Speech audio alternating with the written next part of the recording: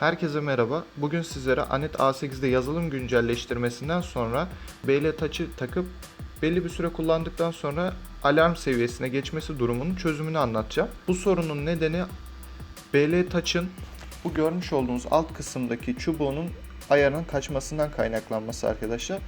Bunu nasıl ayarlayacağımızı göstereceğim. Yazılım tarafında ne yapmamız gerektiğinden bahsedeceğim. Öncelikle yazılıma girmek için kablo bağlantısını gerçekleştiriyoruz.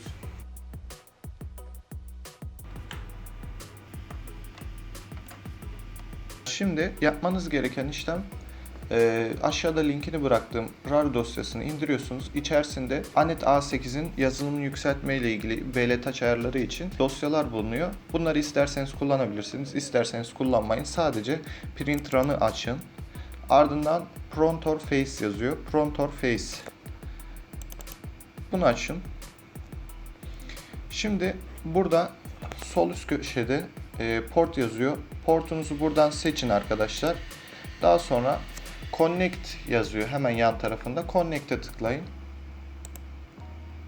Connecting diyor ve bağlantı sağlandı şu an. Şimdi yapmanız gereken bu sağ alt köşeye, şu bölmeye dosya içerisinde verdiğim veyahut direkt videonun altına yaparım.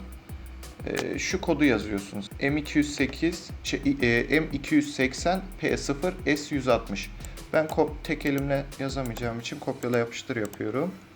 Kod bu arkadaşlar. M280 P0 S160. Send diyorum. Sending diyor. Biraz bekliyorum. Daha sonra yazıcıya geçiyorum. Burada gördüğünüz gibi Anet A8'in hata ışığı söndü. Daha doğrusu BL Touch'ın hata ışığı söndü.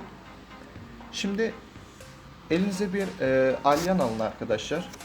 Bunun üst kısmında şurada gözükmüyor. Şurada gördüğünüz gibi bir tane vida var. Alyan başlı bir vida. Bunu alyanınızı buraya takıyorsunuz ve ilk başta saat yönünün tersine doğru çevirmeye başlıyorsunuz. Şu ucu dönecektir. Belki kamerada gözükmüyor olabilir. Siz döndürdükçe alt kısımdaki uç da dönecek. Tek elle biraz zor oldu. Bakın, ışık yanmaya başladı. Çevirmeye devam ediyoruz arkadaşlar. Işık sönene kadar çevirmeye devam ediyoruz.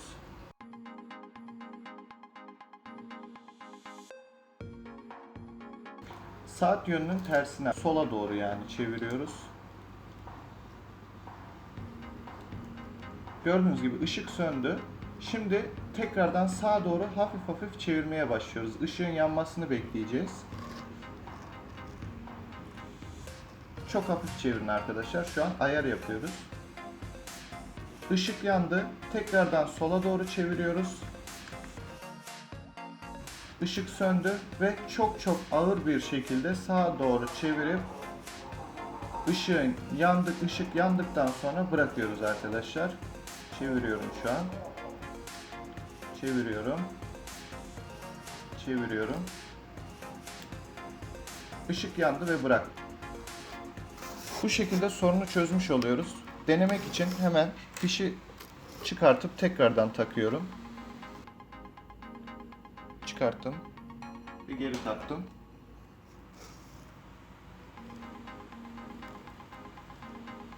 Gördüğünüz gibi hata giderildi. Çok sık kullanımda bu hata meydana geliyor arkadaşlar. Çünkü sürekli bu soket gire çıka ayarı bozuluyor. Eğer çok sık kullanıyorsanız bir de cihazınızı arada bir bunu düzeltmeniz gerekiyor. En azından kağıtla bu seviyeyi düzeltmektense işte 6-7 ayda bir bunu düzeltmek daha kolay bence. Kendinize iyi bakın. Yorumları eksik etmeyin. Eğer yapamadığınız bir şey olursa yorum bırakırsanız her türlü yardımcı olmaya çalışırım. Bir sonraki videoda görüşmek üzere. Şimdilik hoşça kalın.